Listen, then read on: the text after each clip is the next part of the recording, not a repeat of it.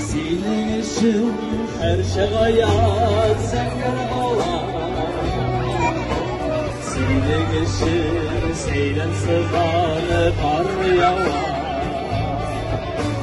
Seylen karlar var diyende biri yapma. Ya bir anne saplık güven sinem